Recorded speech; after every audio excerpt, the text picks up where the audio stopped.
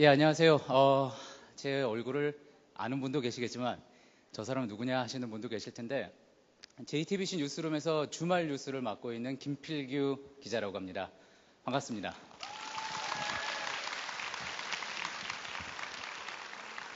예, 오늘 어떤 이야기를 하게 될지 또 많이들 알고 오셨을 텐데요. 사실 이 이슈, 이 토픽을 정할 때까지만 해도 올해 초에 정했거든요. 어찌 보면은 좀 지루할 수도 있겠다. 어찌 보면 많은 사람들의 관심에서 좀 벗어난 그런 이슈가 될 수도 있겠다라는 우려가 있었는데 불과 지난 한 1, 2주 사이에 그 무엇보다 가장 뜨거운 이슈가 됐습니다. 바로 난민과 관련된 주제로 오늘 이야기를 나눠보게 될 텐데요. 많이 민감합니다. 또 그리고 오해가 있을 수도 있습니다. 또 많은 여기 참석하신 분들이 그 난민 이슈에 대해서 또 열린 마음을 가지고 또 잘 알아봐야지 되겠다라는 생각을 가지고 이 자리에 와주셨을 거라고 믿습니다. 각자 다른 생각을 가지고 오셨을 수도 있고요. 일단 이 자리에서 모든 것을 다 터놓고 한번 이야기해 볼 수 있는 그런 자리가 됐으면 좋겠습니다. 제주포럼 특별 세션, 기류의 사람들, 세계 난민 문제의 오늘과 내일. 오늘 저와 대담해 주실 분은요, 많이 또 알고 계시겠지만 유엔 난민기구의 친선 대사인 영화배우 정우성 씨입니다. 박수로 맞이해 주십시오.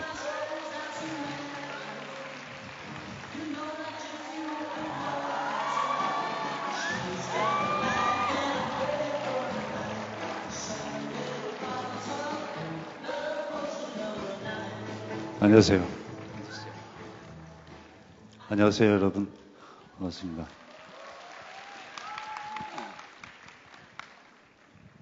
정우성 씨와는 사실 저희 구면입니다. 네, JTBC 뉴스룸 예. 스튜디오에서 뵀죠. 저희 이제 목요 초대석에 이제 손석희 앵커가 진행하는 목요 초대석이 한 2년 전, 3년 전쯤이었었나요?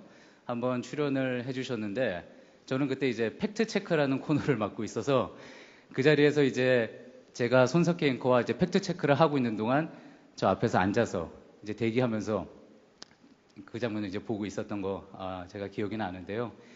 사실 뭐 제가 지금까지 팩트 체크를 하고 있었다 그러면은 이 난민 문제도 아마 다뤄보게 됐을 것 같습니다. 지금 팩트 체크를 하고 있지 않아가지고 그 이야기 다루지는 나눌 기회는 없었지만 오늘 어쩌면 이 자리를 통해서 더 깊게 한번 이야기를 나눠볼 수 있을 것 같습니다. 어떻게 보면은 지난 1, 2주 동안 이 난민 문제가 크게 이슈가 되면서 가장 논란의 중심에 선 분 중에 한 분이 바로 또 이제 정우성 씨가 됐는데 느끼고 계십니까? 논란의 중심에 있었던 거? 네, 뭐 그랬던 것 같아요. 대한민국 배우이면서 또 유엔 난민기구의 친선 대사로 활동을 하고 있고 또 이제 뭐 제주 예멘 난민 문제가 불거지기 시작했을 때 6월 20일이 이제 세계 난민의 날이기 때문에 매해 하던 똑같은 어떤 이제 난민에 대한 포스팅을 제 이제 인스타 계정에 했죠. 그래서 이제 그 난민에 대한 어떤 관심에 대한 촉구를 얘기하면서 이제 그때 그 유엔 난민기구의 공식 입장문을 같이 이제 게재를 했죠. 예. 거기에 이제 제주 예멘 난민 문제가 거론이 됐어요. 근데 이제 그 기구는 늘 그 나라 그 당사국의 정부를 상대로 얘기를 하는 논조이기 때문에 굉장히 강력한 어떤 논조를 띠고 있어요. 예. 그렇기 때문에 아마 이제 그 기구의 성명서 안에 있는 어떤 그 강력한 논조의 어떤 문구를 보시고 여러분들이 굉장히 놀라신 것 같은 느낌이 들더라고요.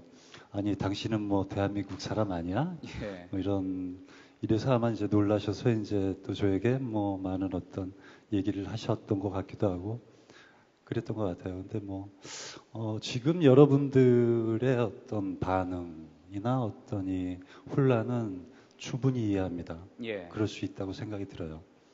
왜냐면은 어찌 보면 지금은 뭐 찬성과 반대의 입장을 따지려고만 하는 것 같은데 사실 찬성과 반대를 따지기 전에 이해와 관점의 차이를 우리는 먼저 얘기를 해야 될 것 같아요. 사실 제가 캠프를 방문하면서 저 스스로에게도 너 너무 버거운 일 하고 있지 않니? 그런 스스로에게 질문을 할 때가 많아요.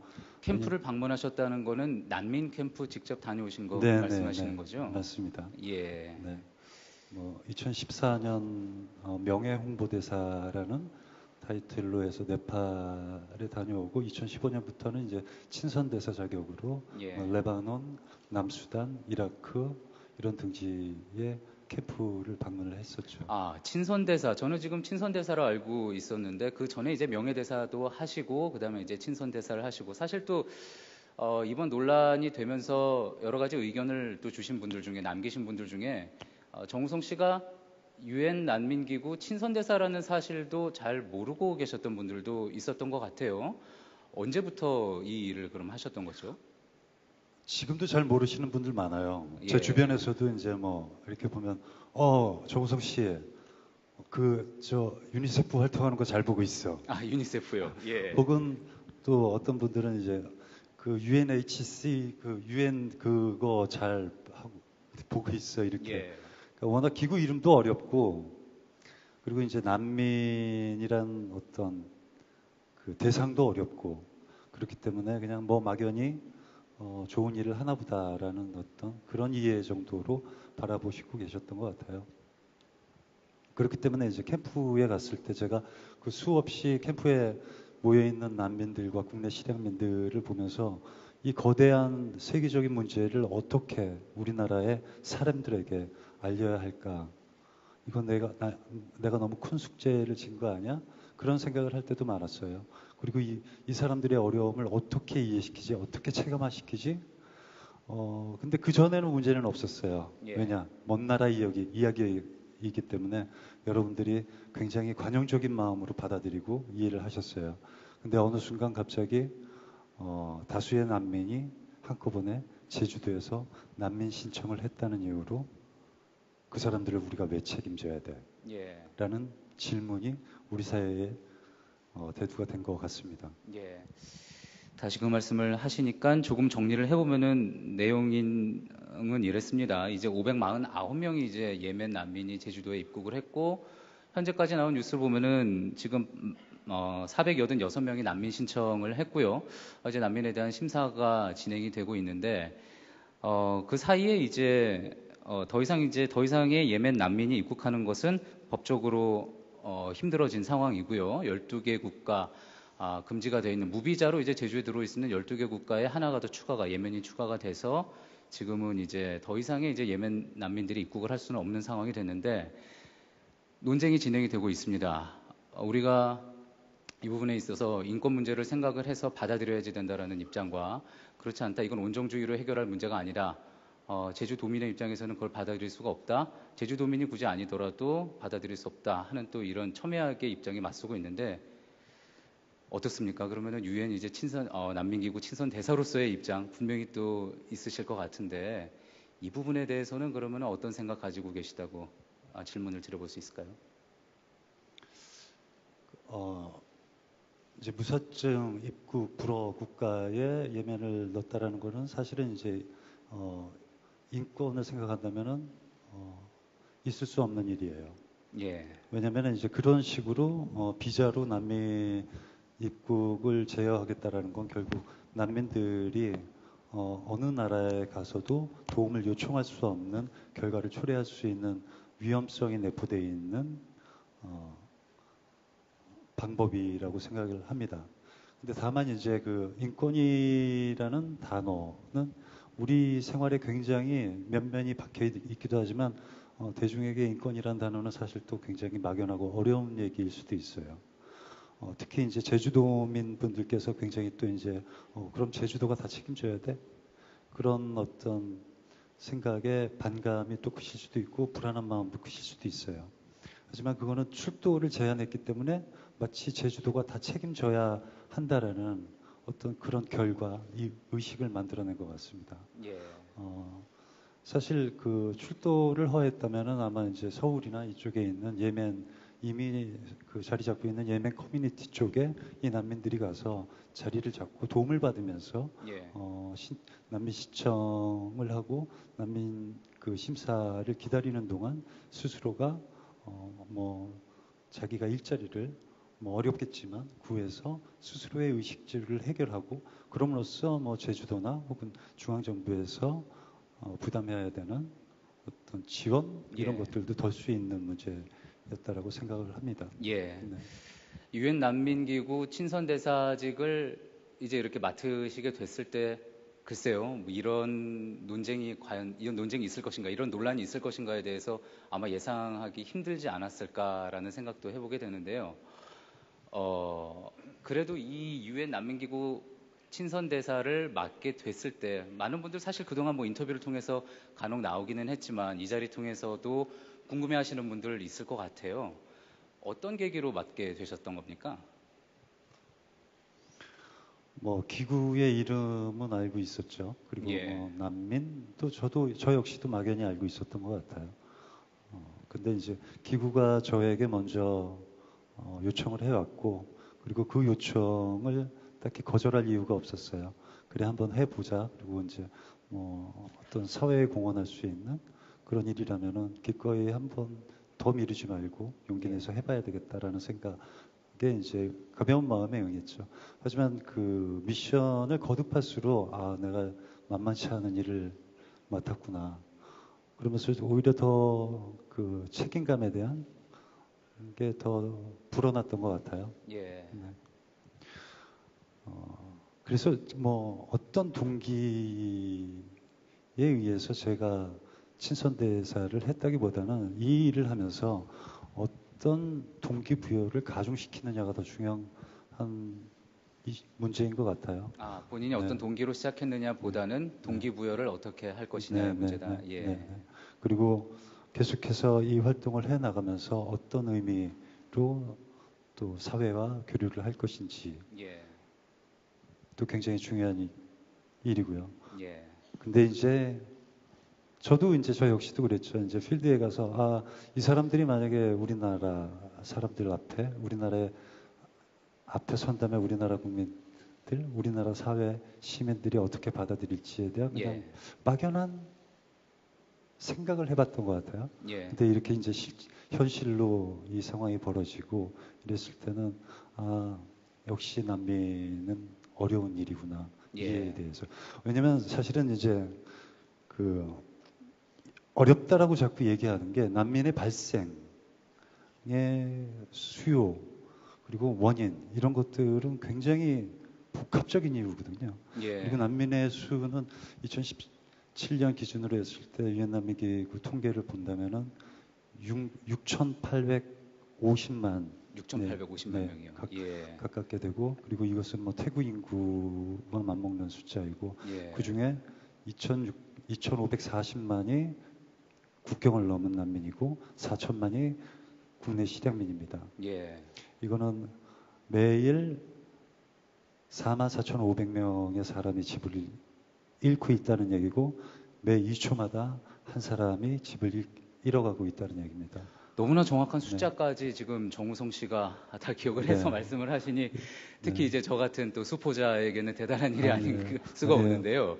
자, 이 숫자가 왜 중요하냐면은 이 엄청난 숫자는 결국 한 특정 사회나 특정 국가 한 국가가 책임질 수 없는 거대한 그 세계적인 문제라는 것을 계속해서 경고를 하고 있는 얘기거든요. 그렇기 예, 때문에 결국엔 뭐 여러분들이 지금 많은 분들이 얘기하고 있지만 어떻게 왜 난민이 그렇게 먼 우리나라까지 왔어? 예, 네. 이렇게 엄청난 숫자의 난민이 지금 발생하고 있기 때문에 결국에는 이 먼 나라까지 어쩔 수 없이 흘러 들어올 수밖에 없는 게 지금 세계가 봉착해 있는 문제이고 또 유엔 난민기구는 난민 자체가 문제가 아니라 난민이 발생하는 원인에 대한 그 해결책을 세계 각국이 하나의 공동체에 살고 있는 세계의 각 나라가 해결의 원인 방법을 찾아보자라고 얘기하는 것이고요. 예. 이야기 중에 중요한 또 말씀 많이 해주셨고요. 사실 여러 가지 이제 난민과 관련해서는 정우성 씨도 친선 대사를 맡기 전에는 익숙하지 않았다고 하셨고 어떻게 보면 뭐 저 역시도 사회를 보고 있는 저 역시도 마찬가지고요. 많은 오해들이 사실은 어떻게 보면 난민에 대해 잘 알지 못했기 때문에 빚어지는 것이 아닐까라는 생각도 드는데 정우성 씨 한 이야기 중에 숫자가 많이 나왔습니다. 저희가 또 숫자는 그냥 말로 할 게 아니라 비주얼로 보면서 사실 또 이해해야 될 부분이 있어서 저희가 또 잠시 준비해 온 영상이 있거든요. 그 영상 지금 보여드릴 수 있을까요? 예, 준비가 되면 한번 틀고 보고 마저 이야기 나눠보도록 하겠습니다. 30년 가까운 내전으로 대규모 학살이 자행된 콩고 민주공화국, 또 인종 청소에 가까운 살인과 추방의 공포 속에 놓여있는 미얀마 로힝야들. 지금 이 순간에도 전 세계에서 삶의 터전에서 쫓겨나고 있는 이웃들이 있습니다. 이런 강제 이주민들의 숫자는 해마다 계속 늘어 2017년 기준으로 6,850만 명. 이는 매일 4만 명 이상 실향민이 된다는 것, 혹은 매 2초마다 누군가 집을 잃고 있다는 것을 의미합니다. 그동안 뉴스에서는 주로 선진국을 찾아가는 난민들의 모습이 많이 비춰졌습니다. 하지만 사실 난민의 85%는 개발도상국에 머물고 있습니다. 그러니 난민들의 생활 환경은 뒤열어볼 수밖에 없겠죠. 더 심각한 건 난민을 포함한 강제 이주민들의 53%가 아동이라는 점입니다. 특히 부모나 보호자와 함께 있는 경우는 아주 드뭅니다. 이들은 대부분 팔레스타인이나 시리아, 아프가니스탄, 미얀마, 남수단, 그리고 소말리아에서 발생하고 있습니다. 모두 대표적인 심각한 분쟁 지역이죠. 자기 토종으로 돌아가기 위해 분쟁이 끝나기만을 기다리고 있는 겁니다. 6,850만 명의 강제 이주민들 중에 스스로 원해서 집을 떠난 경우는 얼마나 될까요? 난민들은 자신의 운명을 선택할 수 없었지만 이들을 대하는 우리에게는 선택권이 있다는 그란디 유엔 난민 기구 최고 대표의 이야기. 우리는 어떤 선택을 내릴 수 있을까요? 어떻습니까? 난민 상황에 대한 좀 설명이 잘 됐습니까? 제가 괜히 숫자를 나열했군요. 이 화면이 준비되어 있는 걸 몰랐네요. 저 네. 준비한 사람 칭찬을 좀 해줘도 되겠습니까? 네, 엄청 잘 하셨고, 그리고 그림도 직접 그리신 것 같아요. 예, 제가 그린 겁니다. 네. 예전에 한번 뉴스에서 해본 적이 있었는데 요즘은 시간이 없어서 못했었던 거라 잘 설명이 됐는지 모르겠습니다. 네. 굉장히 아주 잘 설명이 된 것 같습니다. 제가 말한 것보다. 감사합니다. 지금 봤지만 6,850만 명이라는 숫자, 어떻게 보면 뭐 한국, 대한민국 인구보다 많은 숫자고요. 강제 이주민의 숫자로 봤을 때, 아까 말씀하시기로는 태국 네. 국민들과 인구가 더군다나. 많은. 이렇게 많이 난민이 증가하고 있는 이유는 뭡니까? 끊이지 않는 전쟁과 분쟁이죠.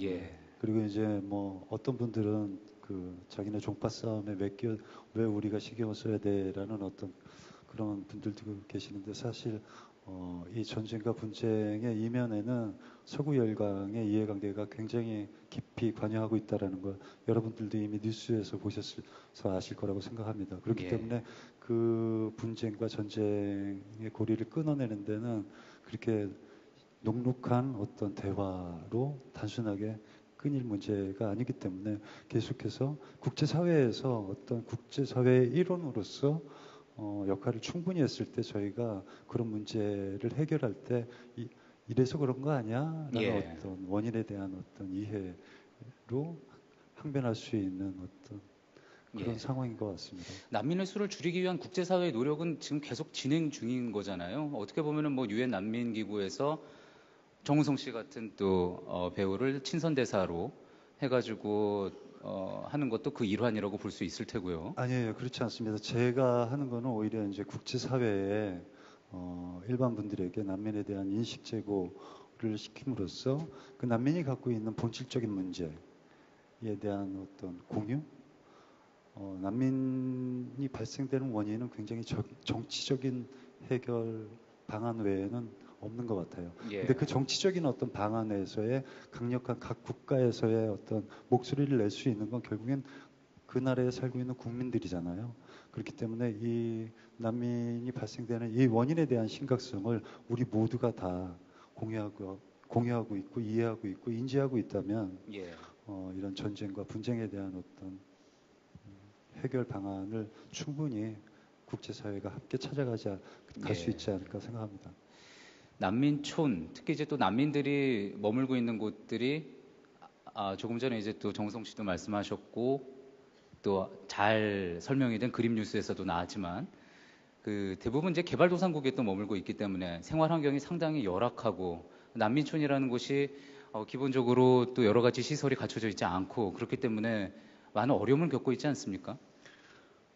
그렇죠. 제가 마지막으로 다녀온 데가 이제 방글라데시 쿠투팔롱 예, 지역이었는데 이제 미얀마에서 넘어온 로힝야족들이었어요.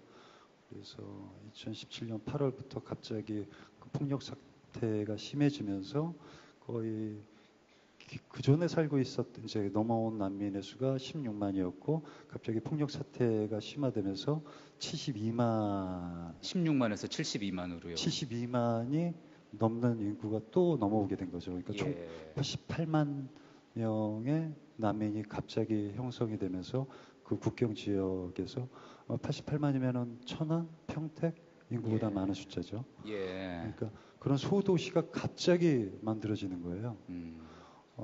그런데 다행히 이제 그 뭐 아마 어떤 분들은 접경국이잖아. 같이 해결해야지 당연히.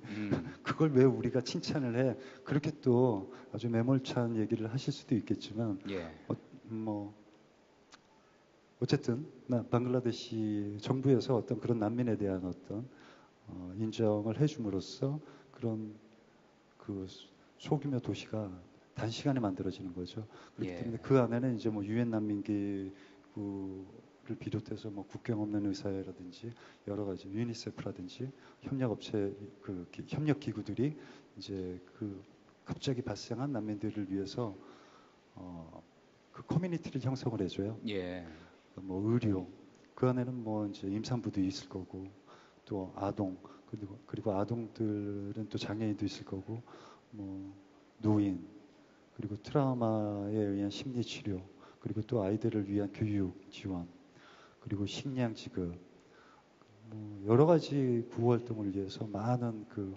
협력 기구들과 함께 활동을 하게 되는 거죠. 저희가 그 당시 방글라데시 쿠투팔롱 난민촌 다녀오셨을 때 영상 좀 간단히 준비한 게 있는데요. 보면서 한번 좀 설명을 좀 더 들어볼까요?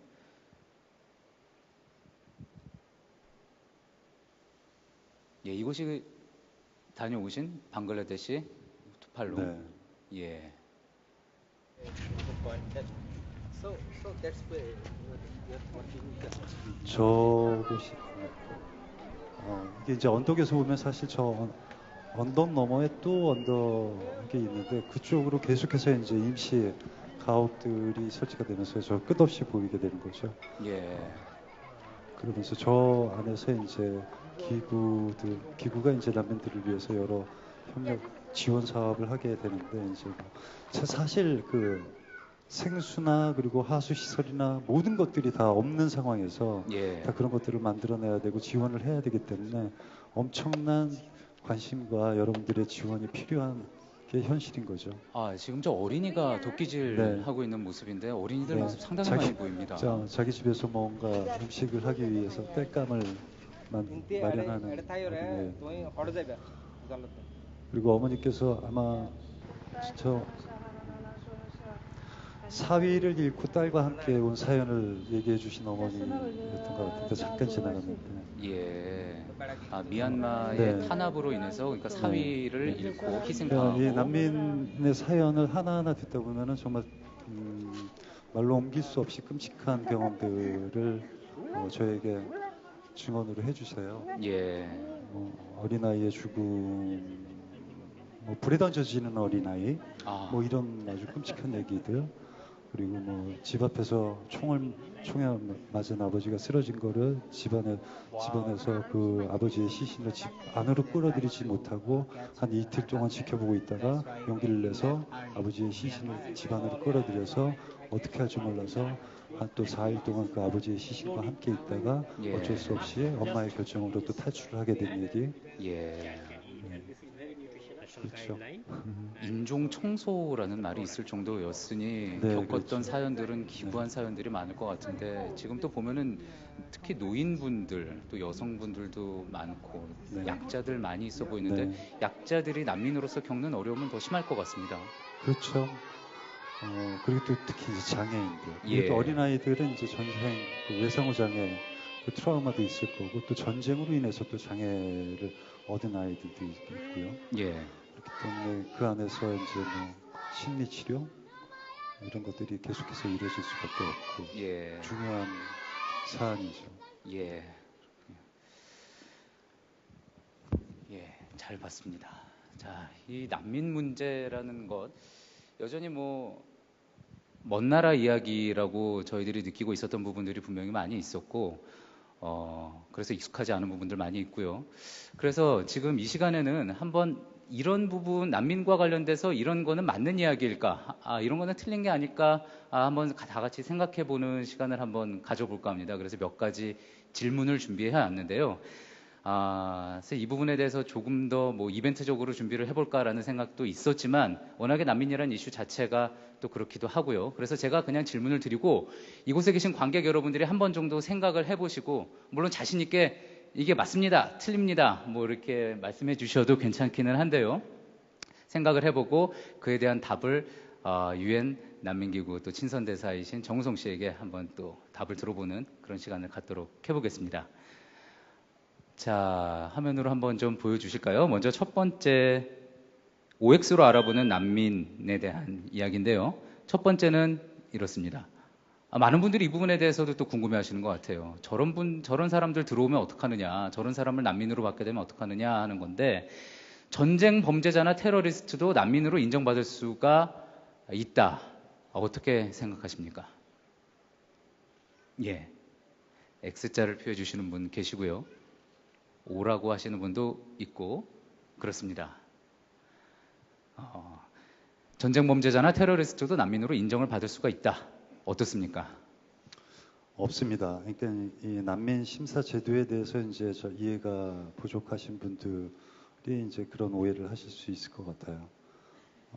난민 심사는 굉장히 엄격하고 그리고 난민 지위 협약이나 그리고 난민법 그리고 또 그 모든 것에 그 규정이 젖어 있어요. 예. 그리고 또 어떤 테러리스트가 자기 신분을 모든 걸 다 밝히고 심사를 받아야 되는데 난민 신청을 하겠습니까? 오히려 예. 신분을 세탁하고 여행객이나 뭐 다른 뭐 비즈니스 방문처럼 꾸며서 들어오겠죠. 예. 그렇기 때문에 그럴 확률은 굉장히 적고요. 심지어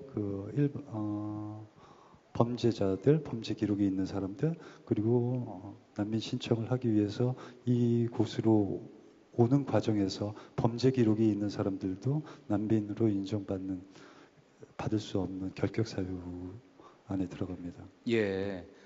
그러니까 그 나라에서 해당 국가에서 범죄 경력이 있고 또 오는 과정에서 이제 범죄 기록이 있다 그러면은 그런 사람들도 난민 심사가 상당히 또 까다롭게 이루어지고 있지 않습니까? 네네. 안 된다는 이야기군요. 네네. 예. 알겠습니다. 그 다음 질문 한번 볼까요? 대부분의 난민은 제3국 정착을 희망한다. 많은 또 저희가 이제 뉴스에서 봤을 때 유럽 쪽으로 이동을 하고 있는 난민들 모습 이제 뉴스에서 많이 보셨을 텐데요. 그러면서 품었던 한 번쯤은 품어볼 수 있었던 그런 질문이 아닐까 또 싶기도 합니다. 대부분의 난민은 제3국 정착을 희망한다. 어떻게 생각하십니까? 맞다? 예, 아니다. 생각하시는 분들이 있고요. 예, 아니라고 생각하시는 분들이 일단은 많은 것 같습니다. 유엔 난민기구 친선대사이신 정우성 씨, 답은 뭡니까? 네, 아닙니다. 예. 네, 이분들이 이제 경제적 목적으로 이주하시는 이주민들이 아니기 때문에 갑작스러운 어떤 그 위기를 맞아서 갑자기 조국을 떠나야 되는 상황 속에 있는 분들이라서 예. 이분들을 모든 캠프에서 만난 난민은 결국 최종의 꿈은 고국으로 돌아가는 거예요. 평화를 예. 찾은 고국으로 돌아가서 자기의 삶을 다시 되찾고 그 안에서 자식들의 교육과 자기의 삶의 안정을 찾는 그런 꿈을 꾸고 계십니다. 그렇기 때문에 제3국 정착을 희망하는 난민은 저는 거의 보지 못했어요. 예. 네. 유엔 난민기구에서 첨언을 좀 하자면은 이제 일부의 어떤 개인적인 사정들 때문에 뭐 자식의 어떤 치료 문제라든지 이런 것 때문에 제3국에 남을 수밖에 없는 그런 상황이 돼서 그렇게 또 바라는 경우는 있기는 하지만 정우성 씨 이야기한 대로 또 각자 인터뷰를 해보고 만나본 결과로는 당연히 본인의 고국으로 돌아가는 것을 바라고 있다. 그런 조사 결과가 있다고 합니다. 네네. 그리고 이제 뭐 난민 지위에서 이제 뭐 그 곳에 그 국가에 머물기를 원한다 그러면 이제 귀화의 방법이 있겠죠. 근데 이 예. 귀화를 신청해서 또 인정받는 과정도 엄격해요. 네, 그렇기 때문에 또 귀화를 해서 삶을 살다가도 그 국가에서의 삶을 포기하고 다시 자신의 국가로 돌아가기를 또 희망하는 사람들도 있고요. 예. 그렇기 때문에 그 제3국에서의 삶을 희망하는 사람의 케이스는 그렇게 많지 않다라고 저는 알고 있어요. 네. 예. 자, 이 부분도 많이 또 궁금할 수 있는 그런 포인트입니다. 마지막 질문인데요. 탈북인도 난민이다. 지금 뭐 많은 탈북자들 또 있고요. 지금 이 순간에도 계속 북을 떠나는, 고향을 떠나는 그런 탈북자들이 있는데 탈북자도 난민일까요? 아닐까요? 어떻게 생각하십니까? 예, 이 부분에 있어서는 많이 또 답이 엇갈리는 것 같습니다. X라고 하시는 분들도 있고요. 맞다고 하시는 분들도 아주 많지는 않지만 또 그만큼 있는 것 같고요. 예, 저기 어린이분도 맞다고 동그라미 예, 해주고 있는데 어떻습니까, 정우성 씨? 네, 이건 대한민국 헌법에서는 북한 지역까지 대한민국 영토로 지정을 하고 있기 때문에 북한 주민은 잠시 대한민국 그 국민 국적을 취득하지 못하고 있는 예. 임시 국민이죠. 그렇기 때문에 자연스럽게 남한으로 넘어오는 순간 대한민국 국민의 자격을 취득하는 네, 그런 자격을 갖고 있는 사람들인 거죠. 예, 그렇기 때문에 대한민국으로 와 있는 경우에는 당연히 이제 국민 대우를 받게 되는 것이지 난민이 아니다 이렇게 네. 볼 수가 있는 거겠군요. 그러면은 한국으로 오지 않고 대한민국으로 오지 않고 다른 나라로 가는 탈북자들도 있지 않습니까? 그럴 경우에는 어떻습니까? 난민이죠. 그럴 경우엔 네, 난민입니까? 네. 예, 사실 이제 저희가 북한 주민의 인권을 가지고 많이 예전에 북한을 공격하곤 했어요. 북한 주민이 제3국으로 탈출을 해서 북한으로 송환이 될 경우에는 뭐 고문과 여러 가지 이유로 그 생명의 위협을 느끼고 있다라는 게 자명하고 또 그게 사실이었잖아요. 예, 그렇기 때문에 늘 북한 주민 인권에 대해서 제3국에 우리는 강제 송환에 대해서 반대의 목소리를 냈죠. 예, 근데 지금 이제 여러분들이 어떻게 받아들이실지는 모르지만 예멘 지금 난민 신청을 한 분들에게 강제 소환에 대해서 얘기를 하시는 분들이 있어요. 예, 그거는 그분들의 생명을 죽음으로 모는 그런 결정이 될 수도 있습니다. 예. 알겠습니다. 사실 이 부분을 주최 측에서 마지막 질문으로 하나 넣은 게 있었는데요. 이거를 드려야 될지 말아야 될지 고민을 하다가 사실은 제가 뺐는데 마지막 질문은 사실 이거였습니다. 정우성 친선 대사는 유엔 난민기구 안젤리나 졸리 특사보다 더 열심히 일을 한다, 안 한다 하는 부분이었거든요. 그래서 글쎄 모르겠네요. 그분은 워낙 오래되셨어요. 10년이 넘었고 저는 이제 뭐 5년 차네요. 뭐 열심히 하고 안 하고가 아니라 지금 내가 하고 있는 일에 최선을 본심으로 다 하고 있느냐가 중요한 것 같습니다. 예, 뭐 그렇게 하려고 하고 있고요. 네. 안젤리나 졸리 특사라고 저는 사실 뭐 그 용어에 대해서는 사실 저도 익숙하지 않았었는데 정우성 씨 같은 경우에는 친선 대사고요. 네. 안젤리나 졸리는 특사고 무슨 차이가 네. 있는 겁니까?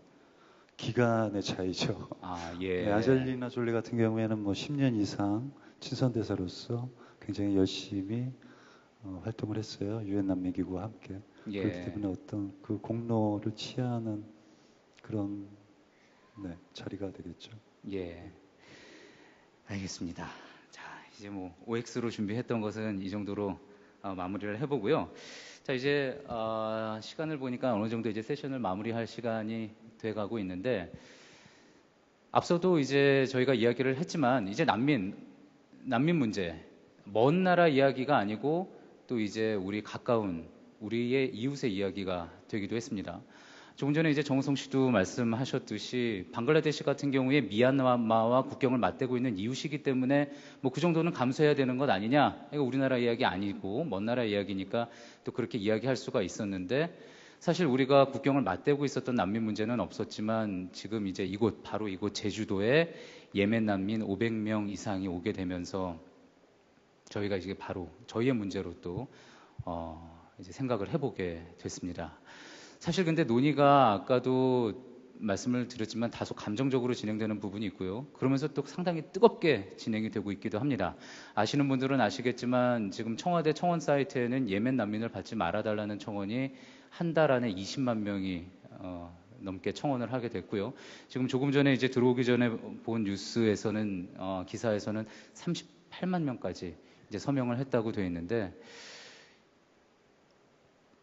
어떻습니까? 지금 이 논의가 상당히 뜨겁게 이렇게 또 진행이 되고 있는데, 이 문제가 앞으로 이런 방향으로 좀 진행이 됐으면 좋겠다. 논의 자체는 계속 돼야지 될 겁니다. 그리고 이제 저희가 또 해답을 네. 찾아야지 될 거고요. 네, 논의는 당연히 필요한 거죠. 왜냐하면 이제 저희 나라 국민이 처음 겪는 일이잖아요. 예. 처음 맞닥뜨린 문제이기 때문에 논의는 당연히 필요하고, 근데 그 논의 속에서 너무 그 근거가 빈약한 정보라든지 과장된 정보로 인해서 조금 논의의 본질을 벗어난 그런 어떤 감정적 표현들, 이런 것들은 조금 우려가 되는 상황인 것 같습니다. 어떤 분들은 저에게 그런 얘기를 해요. 대한민국 국민의 인권보다 난민의 인권이 중요하다는 얘기냐? 예. 대한민국 국민의 인권보다 난민의 인권을 하자는 얘기가 아니라, 난민도 보호받아야 될 권리가 있는 하나의 인격체이기 때문에 우리가 그들의 인권에 대해서 생각을 해보자라는 얘기인 거죠. 결코 어떤 것이 우선시될 수는 없습니다. 네. 그리고 어떻게 보면 지금 이 문제에 대한 논의를 봤을 때 저희는 대한민국 사회 안에서의 문제도 다시 한번 들여다볼 수 있는 계기인 것 같아요. 엄마들이 자식을 키우기 힘들고, 또 2030 세대는 어떻게 보면은 사회로부터의 박탈감, 취업에 대한 어려움, 이런 것들에 대한 불만이 있을 수 있고, 또 여성은 늘 범죄에 노출되어 있는 위험한 어떤 그런 불안한 마음이 있기 때문에 어떤 이 500명의 난민이 갑자기 도화선이 돼서 그런 여러 가지 사회의 문제에 대해서 우리도 힘들잖아라는 어떤 그런 얘기를 하시는 것 같아요. 그렇기 때문에 정부는 또 그런 국민의 이야기를 귀담아 들어서 그런 불만을 같이 또 해결해 나가야 될 것이고, 저희 국민은 또 정부가 국제 무대에 나가서 대한민국의 어떤 국제사회의 일원으로서 떳떳할 수 있게끔 힘을 실어줄 수 있는 어떤 그런 차분한 마음으로 지금 이 문제를 해결해 나가기 위해서 현명함을 모아야 될 거라고 생각합니다. 예. 어찌 보면은 예멘 난민 500명이지만 그 예멘 난민 문제를 대하는 지금 전개되고 있는 그런 상황들이 우리 사회가 품고 있었던 여러 가지 문제들을 한꺼번에 보여주는 또 그런 계기가 됐다. 그런 말씀이었던 것 같습니다. 자, 이제 그러면은 안젤리나 졸리 특사 같은 경우에는 이제 10년 넘게 했고요. 아무래도 이제 또 친선 대사로서 정우성 씨도 계속 이 난민 문제에 대해서 관심을 가지고 계속 목소리를 내실 것 같습니다. 앞으로의 계획에 대해서 간단히 한번 좀 여쭤볼 수 있을까요? 글쎄요, 뭐 모르겠어요. 매년 그 한 지역의 캠프를 방문해서 여러분들에게 그 난민의 소식을 전하고 어려움을 공유하고, 그게 이제 친선 대사가 하는 일인데, 우선 지금 우리 사회에 이 커다랗게 부각된 이 문제를 조금 잘 해결해 나가는 어떤 그런 현명함을 모아보는데 일주를 했으면 좋겠어요. 네. 그 이후에 이제 또 원래 올해도 이제 하반기에 그 미션을 갈 계획이었는데 우선 이 문제부터 잘 해결하고 예. 그 다음에 다음 미션지는 어디로 가야 될지 한번 고민을 해봐야 될 것 같아요. 그 이 문제라고 하면은 그러면 이 제주도에 지금 와 있는 예멘 난민 문제에 대해서도 앞으로 계속 관심을 가지고 목소리를 내실 계획이다. 이렇게 판단을 해도 괜찮을까요?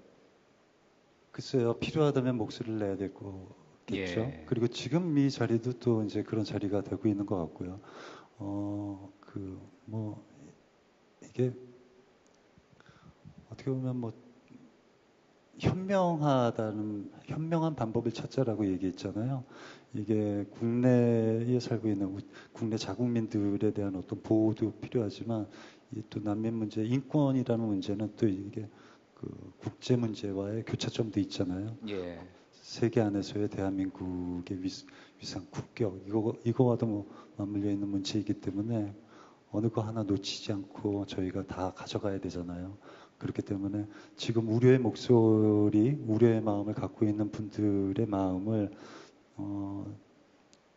잘 이해의 마음으로 돌리기 위해서는 저희가 많은 어떤 그 증명을 또 해야 될 것이고 그렇기 때문에 그런 증명을 위해서는 또 시간이 필요할 것이고 노력이 필요할 것이고 예. 네. 맞다 틀리다의 문제가 아니기 때문입니다. 네. 알겠습니다. 사실 준비는 된 거 순서는 여기까지고요. 계획에 있었던 거는 아닌데 많은 분들이 관심 가져주셔서 이 자리에 상당히 많은 분들 와주셨고요. 또 그래서 기본적으로 난민 문제에 대해서 또 그리고 난민 친선 대사로서 정우성 씨에 대해서 많은 관심 가지고 와주셨을 거란 생각이 들어서 예정에는 없었지만 정우성 씨가 괜찮다고 하면은 객석에서 한 2분 정도 질문을 받아봤으면 하는데요. 괜찮을까요, 정우성 씨? 네. 예. 혹시 직접 유엔 친선 대사에게 유엔 난민 친선 대사에게 직접 질문을 하고 싶은 분 있으면은 예 기회를 드리도록 하겠습니다.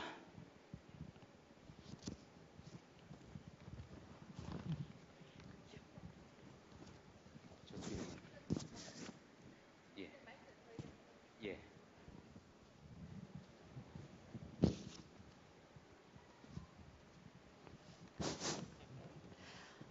Hello, my name is Nazira. I'm a student of Seoul National University, and thank you today for presenting your hard working on the refugee issues, which is the problem for the whole world, I do believe. But my question would be focusing on your position. I do think that you are now like at the point where you can influence on so many people, and how do you use that position to solve the problem of these Rohingya refugees?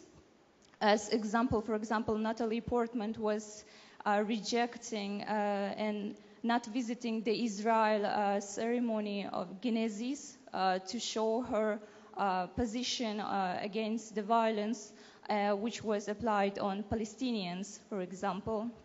Or there are some other goodwill ambassadors who show themselves their position. And what about you? Could you please tell what did you do, or do you plan to show any your strong position to protect, in order to not only to bring attention to protect those refugees, but put a pressure to those institutions who are responsible for those crimes which is happening against human rights and those refugees. For example, could you please comment about Rohingya particularly? You visited that place, you bring the attention, but what was your personal statement about that? Did you comment on the government actions towards those people? Because we could all witness that they were doing nothing, basically, to protect those refugees' rights, those refugees. So from your perspective, as an individual goodwill ambassador, what did you do apart from just bringing attention? And what is your plan? 예, 알겠습니다.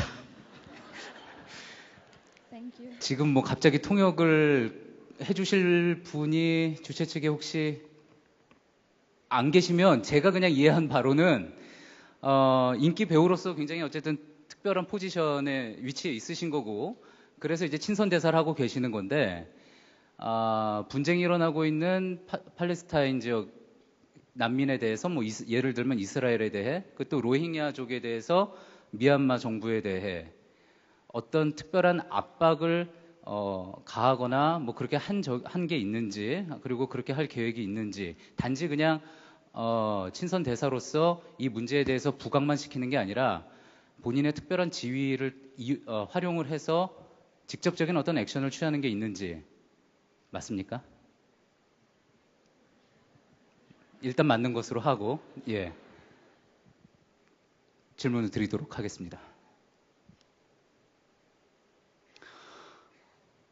그 친선 대사로서 이제 어떤 각 그 난민과 직접적인 이해관계가 있는 정부에게 개인적 입장을 던지는 거는 생각을 못 해봤어요, 사실은. 어떻게 보면은 그 분쟁의 이면에는 너무나도 복잡한 정치적 이해관계들이 섞여 있기 때문에 그건 정치인들이 해야 될 문제라고 생각이 듭니다. 그러기 위해서는 일반인 신분의 친선 대사로서는 지금 제가 하고 있듯이 일반인들에게 그 난민이 발생한 그리고 그 난민의 고통 그리고 그 난민들이 처해져 있는 상황 이런 것들에 대해서 공유하고 하는 방식이 세계적인 어떤 우리 사회 안에서 그리고 세계적인 어떤 관심을 불러일으키고 그러다 보면은 그 관심이 깊어지면은 그 원인에 대해서 우리 사회가 그리고 세계가 따지게 될 것이고 그 원인에 대한 어떤 그 분쟁 해결을 위한 노력을 각 정부에게 또 시민사회나 세계가 요구할 것이라고 생각이 듭니다. 그렇기 때문에 이렇게 각자의 자리에서 활동을 성실히 했을 때 그런 어떤 복합적이고 복잡한 분쟁의 원인을 해결할 수 있을 거라고 생각이 듭니다. 예.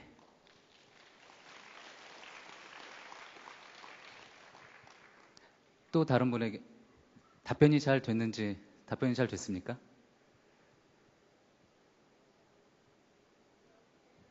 알겠습니다. 예. 다른 분에게도 기회를 드리기 위해서 질문을 또 받도록 하겠습니다. 예, 저 뒷부분에 검은 옷 입고 계시는 예.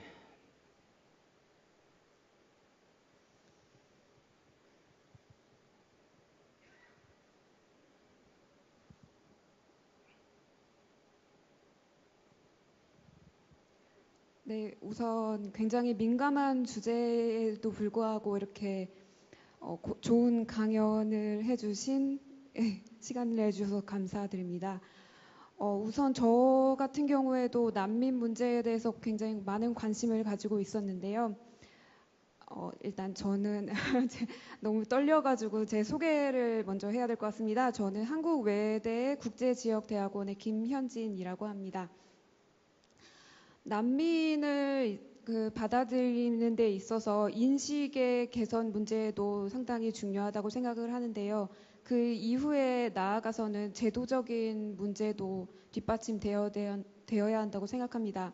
가령 일자리 문제라든지 그리고 난민의 53%가 아이들이라는 점에서 교육 문제도 상당히 중요할 것으로 보입니다.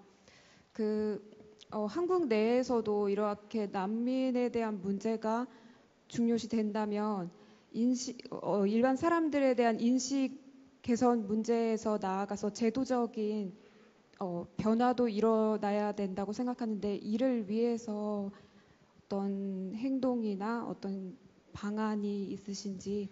제도적인 어떤 개선이라고 하면은 한국 사회에서의 제도적인 개선 말씀하시는 네, 건가요? 맞습니다. 예, 알겠습니다. 그것이 궁금합니다. 예. 감사합니다. 그러니까 이제 한국 사회에서의 어떤 제도적인 부분에 대한 예. 네, 지금 대한민국은 그 난민에 대한 법과 제도는 굉장히 높은 수준으로 마련되어 있습니다. 근데 실행의 문제인 것 같아요. 실행 과정에서 지금 난민 심사관이 전국적으로 38명 분이 없다라고 하죠. 그리고 지금 뭐 제주도에 지금 487명의 예멘 난민을 신청자들을 이제 난민 심사하기 시작했는데 3명의 심사관이 한다고 해요. 거기에 전문 통역인의 부재. 물론 이번에는 굉장히 민감한 사안이기 때문에 전문 통역인을 붙였겠지만 전국적으로 본다면은 그런 어떤 전문 인력의 부재. 그렇기 때문에 법과 제도의 마련보다는 그걸 이제 실행하려는 의지의 문제인 것 같습니다. 사실은 그 정부는 어떻게 보면은 그 국민의 눈치를 볼 수밖에 없어요. 그렇기 때문에 난민 심사나 난민 인정은 굉장히 대한민국에서 조용히 그리고 정부에 의해서 아주 차분하게 어떻게 보면 이런 말은 되게 웃기지만은 억제하면서 난민들을 받아들이고 있었어요. 그렇기 때문에 계속해서 여러분들이 지금 언론에서 나오는 뭐 난민 그 인정 지수가 몇 %다 이런 얘기들이 나오는 것이고, 근데 이제 이렇게 사회 문제화 됐을 때 그러면은 우리는 어떻게 이 법과 제도를 잘 이행하느냐, 이건 사실은 여러분의 인식, 제구가 가장 큰 힘이 될 수밖에 없습니다. 네.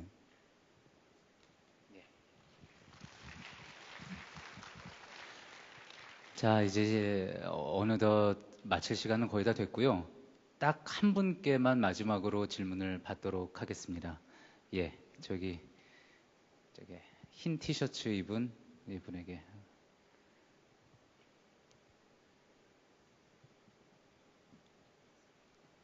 마이크가 가고 있으니 예, 잠시 기다려 주시면 되겠습니다.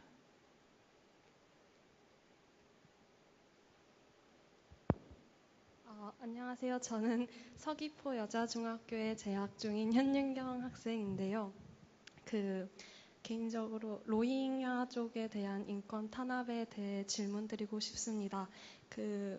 지금의 미얀마 내 로힝야족 탄압은 영국군의 개입으로부터 시작됐는데 영국은 지금 이 사태에 대해서 제3자처럼 행동하고 있고 유엔이나 다른 나라들도 영국의 개입으로 인해서 이 사태가 시작되었다는 점에 대해서 집중하지 않고 있다는 점이 저는 많이 의아했는데 지금 많은 강대국들이 여러 나라의 분쟁을 초래하고 난민을 만들어 왔는데 유엔에서 이런 얘기가 나오지 않고 있습니다. 그래서 정우성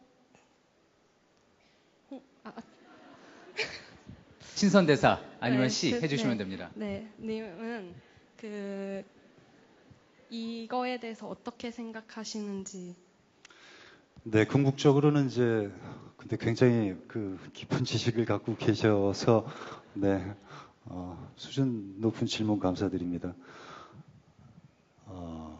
그렇죠. 사실 지금 아까도 이제 모든 분쟁 지역의 이면에는 서구 열강의 이해관계가 끼어 있다. 그리고 제국주의와 냉전 시대를 거치면서 그 후유증이 지금 이 시대에 이런 전쟁과 분쟁으로 발생하고 있고, 그로 인한 피해로 난민이 발생하고 있고, 거기에 대한 부담은 전 세계에 우리 모두가 함께 나눠 갖고 있는 현실인 거죠. 그렇기 때문에 제가 드리고 싶은 말은 우리나라 대한민국이 세계 일원으로서의 입지에 떳떳하고 발언권을 갖기 위해서는 이 문제를 외면하지 말고 현명하게 우리가 어떻게 대처하느냐에 따라서 이 원인에 대한 본질적인 이유를 따질 때 목소리를 크게 낼 수 있다고 생각합니다. 책임을 다하지 않고서 마치 야 너희 잘못이니까 너희가 다 알아서 해. 그러면은 그 서구 열강들이 알았어. 대한민국은 똑똑하구나. 그렇게 받아들여주지 않아요. 그래? 알았어. 너 나중에 어떤 제재가 들어가는지 한번 보자. 그게 현실이잖아요. 지금 당장 눈에 보이는 손익이 있을 수도 있지만 세계 각국 안에서의 이 국가 간의 손익을 따지는 방법은 굉장히 똑똑하게 현명하게 치러 나가야 될 거라고 생각합니다. 그러기 위해서는 대한민국이 그 세계에서 우리가 생각하는 대한민국과 세계가 바라보는 대한민국의 온도차는 커요. 벌써 경제 성장률로 따지면 세계 10위죠. 경제 사이즈로 보면은. 그렇기 때문에 그 세계는 대한민국에게 그만한 책임을 요구하고 있어요. 너희는 뭐 했니? 그렇기 때문에 지금 난민 문제뿐만이 아니라 물론 이제 지금 예멘 난민 문제 때문에 난민 문제로 세계에서 대한민국이 어떤 나라가 돼야 될지에 대한 얘기로 이어지고 있지만 떳떳한 대한민국이 되기 위해서는 이 모든 어떤 국제사회와 결부되어 있는 문제점에 대해서 우리에게 결국 대한민국이 가질 수 있는 입지에 도움이 될 수 있는 방법은 무엇인가를 잘 생각해야 될 것 같습니다. 아이를 걱정하는 엄마의 마음, 내 직장을 걱정하는 청소년들의 마음 외면할 수 없어요. 그게 소중하지 않다라고 얘기하는 게 아닙니다. 지금 저는 그것도 소중하지만 어쩔 수 없이 이거 두 개 다 찾아가야 됩니다. 그리고 여러분들의 생존권을 뺏어서 난민에게 주자라고 얘기하는 게 아니에요. 나누자는 거지. 가끔 그런 얘기를 해요. 뭐 일본은 난민 안 받잖아요. 일본이 1억 5천만 불 이상의 공여금을 내고 있어요. 국민 1인당 1달러 기준으로 유엔 난민 기구에 공여금을 내고 있어요. 우리나라는 2,200만 불입니다. 국민 1인당 38센트예요. 그 기준으로 공여금을 내고 있어요. 그렇기 때문에 일본은 떳떳하게 할 말이 있는 거예요. 우리 돈 이렇게 내고 있죠. 난민에 대해서 우리가 이렇게 기여를 하고 있잖아. 근데 또 비상적인 이해를 하시는 분들은 일본은 그러는데 우리가 왜 일본이 더 잘 사는데 몰라서 하는 얘기예요.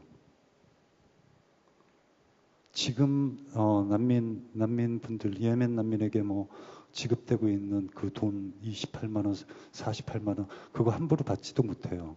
신청을 했을 때 엄격한 기준에 의해서 자격이 된 사람에게만 줄 수 있어요. 난민 시청자 중에 자살을 한 사람이 있습니다. 농동치가 않은 거죠. 생활지원금을 신청을 했는데 받을 수 없는 판명이 났고 직장을 구하려고 했지만 언어도 통하지 않죠. 거기다가 뭐 계속해서 3개월, 6개월 이 연장을 해야 되는 이 체류에 대한 연장 기간에 대한 그렇기 때문에 지금 우리의 직장을 뺏을 수 있는 조건을 갖추고 있지 않은 사람들이에요. 그 사람이 자살을 했습니다. 그 사람의 통장의 잔액은 50원이었어요. 또 이렇게 얘기하면 너무 감정적인 얘기를 하고 있는 거 아니야? 친선대사 정우성? 이건 사실을 얘기하는 거예요. 타인종, 타민족,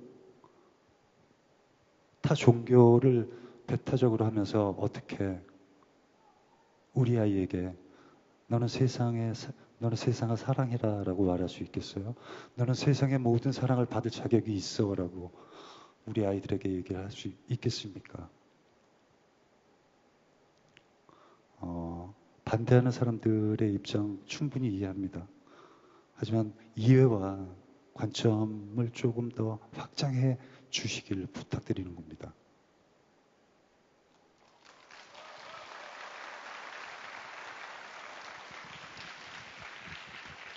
예. 상당히 수준 높은 질문이 이어졌고 또 성실한 답변이 이어지면서 지금 예정됐던 시간을 좀 오버하게 됐는데요. 이쯤에서 이제 마쳐야지 될 것 같습니다. 우리 사회가 정말 어려운 질문에 봉착한 것, 직면하게 된 것은 분명한 것 같습니다. 하지만 이번 1시간, 충분하진 않았지만 그 어려운 질문에 해답을 찾는 그 과정에서 이번 1시간, 이 세션이 도움이 됐을 거라고 저희 믿고요. 또 지금 이 논의는 이제 질문에 대한 해답을 찾는 과정은 이제부터 시작입니다. 그 시작점에 여러분이 또 함께 해 주셨을 거라고 저희가 믿습니다. 제주 포럼 특별 세션 기류의 사람들 세계 난민 문제의 오늘과 내일은 여기서 마치도록 하겠습니다. 함께해 주신 여러분 감사합니다. 감사합니다.